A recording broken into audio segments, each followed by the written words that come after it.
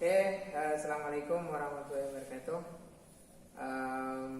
Hari ini saya akan menjelaskan tentang EMS. Komponennya apa saja, kemudian fungsi komponennya seperti apa. Nanti video-video berikutnya akan lebih kita pertajam tentang bagaimana menyelesaikan troubleshooting. Untuk sementara saya akan jelaskan apa saja komponen-komponen EMS. Oke, ini adalah EMS dengan basic menggunakan K3VE.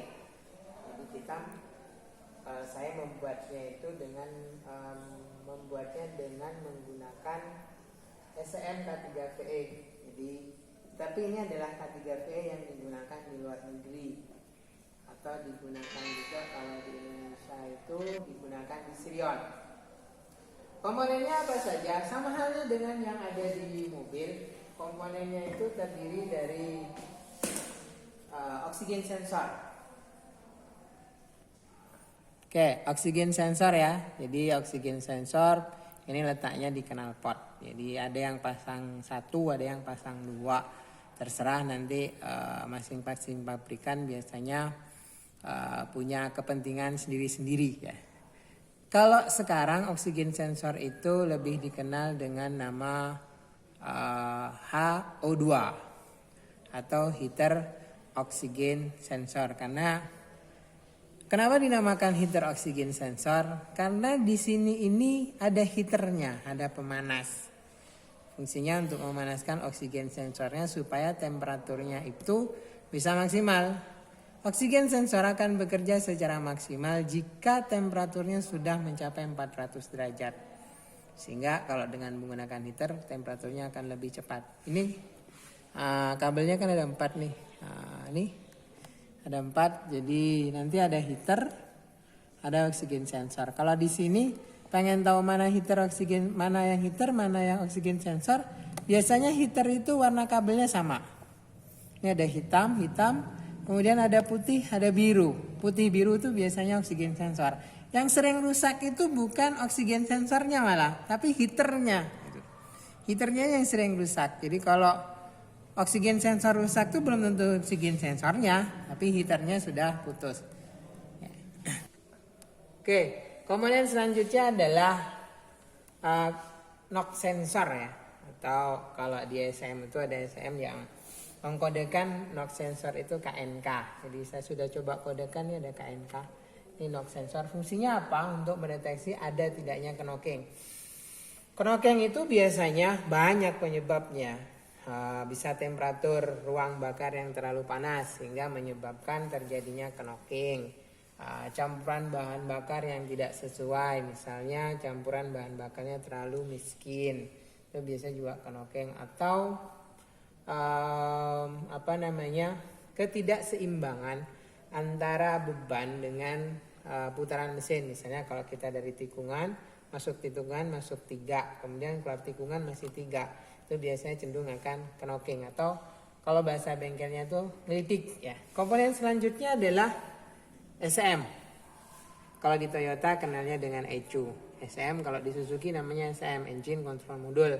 Kalau di Toyota namanya ECU, Engine Control Unit. Kemudian selanjutnya adalah fuse. Fuse yang kita pakai, FV itu pada dasarnya fuse-nya cuma 4, yaitu IG, F1, fan, dan dome. IG ya nanti dia dari kunci kontak. F1 ini nanti untuk kebutuhan tegangan untuk main relay. Kemudian fan itu biasanya digunakan untuk radiator fan. Atau dome. Dome itu biasanya digunakan untuk backup. Backup apa? Backup tegangan gitu.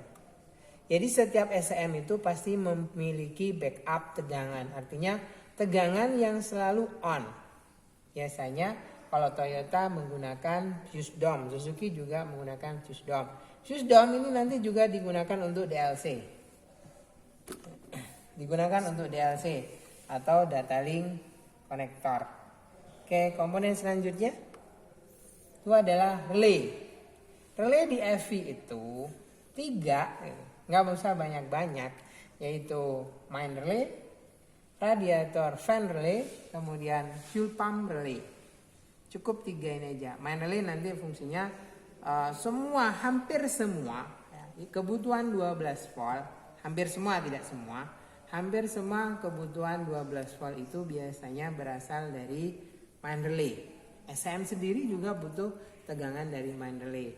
Injektor juga butuh tegangan 12 volt dari main relay. IAC itu juga dari main relay. Fuel pump itu juga menggunakan tegangan dari main relay. Jadi fatal kalau misalnya main relaynya itu putus atau rusak. Jadi kalau main relaynya rusak, secara otomatis sistem EMS-nya tidak akan kerja.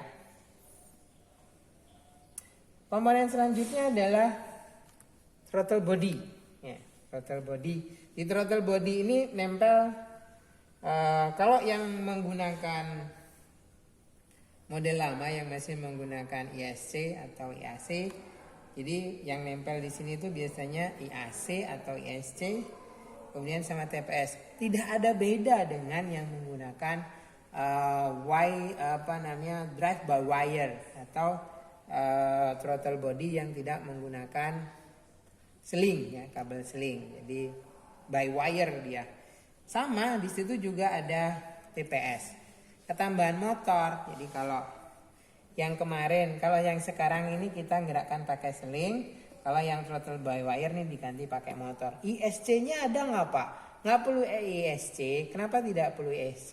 ISC-nya sudah digantikan oleh throttle motor tadi. Jadi begitu ada beban, misalnya beban AC ya, secara otomatis throttle-nya akan membuka. Berbeda dengan ini akan yang dikontrol adalah udara intake. Jadi ini ada ISC, fungsinya untuk mengontrol udara masuk pada saat di AC atau pada saat idle. Kemudian TPS atau throttle position sensor, fungsinya untuk mengukur sudut pembukaan throttle, biasanya dalam satuan persentase. Komponen selanjutnya adalah map.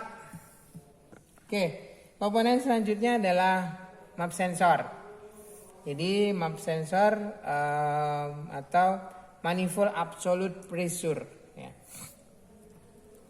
Absolute itu kan berarti kevakuman. Ya. Jadi fungsinya dia mengukur kevakuman mesin, gitu.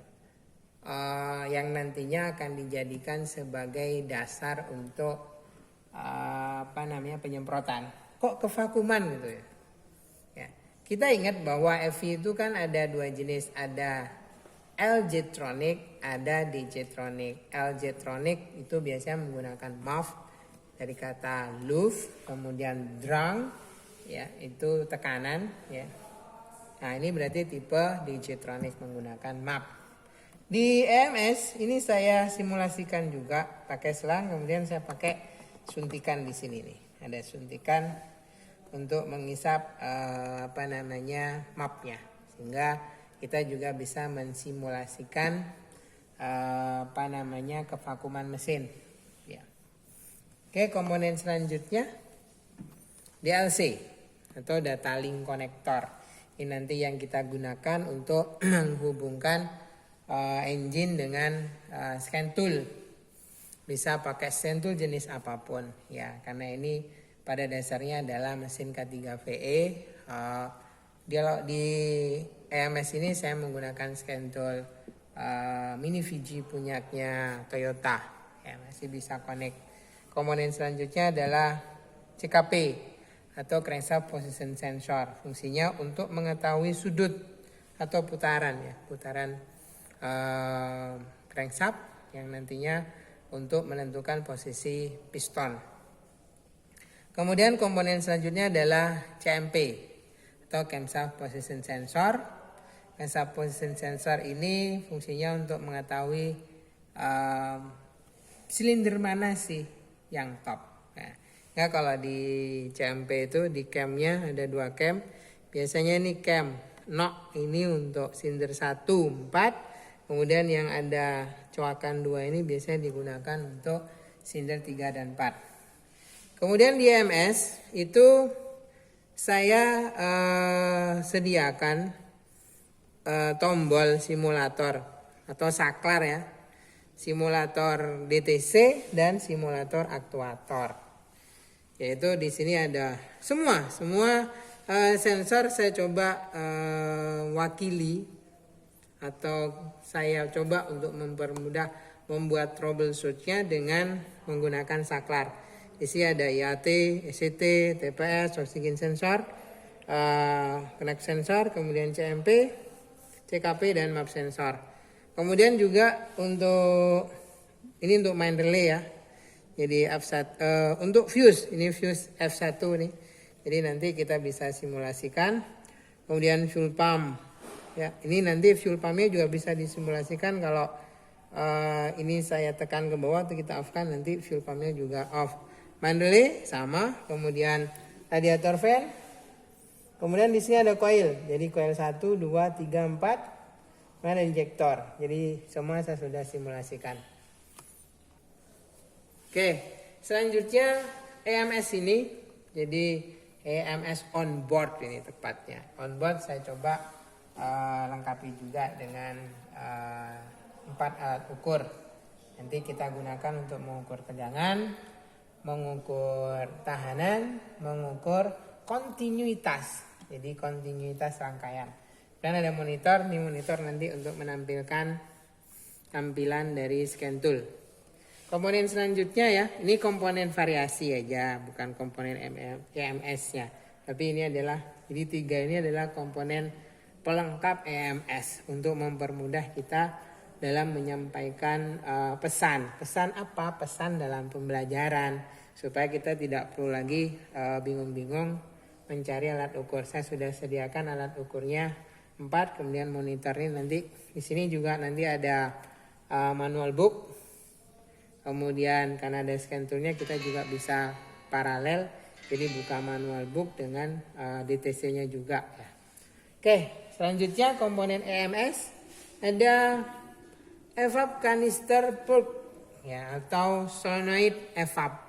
Kita tahu evap canister itu adalah sebuah sistem yang digunakan untuk menampung uap bensin. Biasanya evap canister tanknya itu kalau Avanza bisanya di depan ya, dekatnya motor starter. Kemudian kalau di Suzuki biasanya kebanyakan di belakang ya, dekat tangki. Kemudian komponen selanjutnya adalah OCV ya. Kalau orang bengkel nyebutnya ini VVT ya. Padahal ini adalah OCV, Oil Control Valve. Ya, memang benar bahwa ini adalah komponen yang nanti fungsinya untuk mengontrol kerja VVT valve, variable valve timing. Ini nanti bisa maju mundur. Ya, karena ini posisinya adalah posisi tanpa mesin, kemungkinan simulasi kita tidak akan bisa melihat gerakan gerakan OCV-nya, tetapi secara rangkaian dia sudah normal, jadi tidak muncul DTC. Komponen selanjutnya adalah ini injektor. Jadi tadi yang di sebelah barat itu yang saya sebutkan adalah sensor ya. Jadi sensor tadi ada saya taruh di sebelah barat, sensor sama SM sebelah barat, dan aktuatornya di sebelah barat ya, sebelah kiri. Jadi sebelah kiri ini adalah sensor dan SM. Yang sebelah kanan itu nanti ada injektor. Ya, saya nggak perlu menjelaskan apa itu injektor, mestinya kalian sudah yang dari SMK injektor itu apa fungsinya. Mungkin kalau yang dari SMA injektor itu nanti yang menyemprotkan bahan bakar ke intake manifold. Saya coba di EMS on board ini saya sediakan 4 alat ukur sehingga nanti kita bisa tahu seberapa penyemprotan bahan bakar pada waktu putaran sekian ya. Kemudian komponen selanjutnya adalah Coilnya ada 4 karena ini mesinnya 4 silinder. Coilnya 4, businya juga 4. Saya pakai NGK BKR. Ingat, kalau mobil EV itu harus menggunakan busi yang dilengkapi dengan resistor. Kenapa? Karena jarak busi dengan Businya itu sudah satu-satu dengan coil. Kalau dia tanpa resistor, maka apinya itu nanti terlalu besar. Ya. Cenderung dia akan mengganggu sinyal-sinyal yang ada di di FI. Ini hanya untuk menanggulangi saja ya. Kemudian komponen selanjutnya adalah radiator fan. Ada tulisan radiator fan. Saya wakili dengan fan kecil ini fan 12 volt. Kemudian komponen selanjutnya adalah fuel pump. Jadi fuel pump. Oh, kok ada ini ya? Ada katup. Ini nanti kebetulan saya ingin menunjukkan pengaruh. Bagaimana pengaruh jika tekanan bensin itu atau tekanan bahan bakar terlalu besar seperti apa. Ini saya pakai untuk untuk mengontrol tekanan. Kalau yang ini atup untuk menutup saluran ini. Jadi saluran ini atupnya ini. Jadi kalau kita cuma ingin melihat penyemprotan, ya nggak usah ditutup, biarin aja kebuka. Jadi dari nyemprot dia langsung balik ke tank, fuel tanknya. Tapi kalau kita tutup ya, kalau kita tutup maka kita bisa melihat volume penyemprotan di setiap RPM. Kemudian juga ada simulasi ini. Ini nanti simulasi untuk SCT sama IAT. Kok simulasinya di sini? Kita tahu bahwa SCT sama IAC itu adalah komponen EMS yang dia bekerja berdasarkan temperatur, maka dia harus diberi perlakuan panas. Untuk mengetahui temperaturnya saya sudah sediakan dua. Ini ada di dalam, di balik papan ini ada heater, ada 2 heater. Untuk mengetahui temperaturnya saya sediakan termometer. Termometer belum digital, saya pakai yang yang analog. Ya. Jadi ada 2, jadi nanti SCT sama IAT. Oke, selanjutnya ada nih. Ya, ini fuel pressure gauge ya. Saya pakai manometer 4 kilo per sentimeter persegi. Jadi nanti kita bisa mengetahui berapa tekanannya. Mungkin itu saja. Oke, tadi itu sudah ya. Itu tadi komponen EMS on board. Ini EMS on board. Jadi bukan EMS on engine karena tidak pakai engine. Jadi on board. Jadi saya usahakan saya buat memang tujuan awalnya pembuatan alat ini untuk memberikan gambaran wiring ya. Karena itu di sini ada wiring ya. Walaupun warna kabelnya kok sama Pak, warna hitam. Bukan itu yang ingin saya sampaikan, bahwa bagaimana kalian bisa nanti memahami wiringnya. Kalaupun tidak hafal warna kabelnya, tetapi tahu wiringnya. Konsep itu yang harus dimiliki oleh setiap pengajar atau setiap teknisi, sehingga kalaupun trouble itu mau Suzuki, mau Toyota, mau mobil apapun, secara prinsip itu sama. Jadi misalnya ambil contoh TPS pasti 3 kabel kalau yang masih menggunakan ini.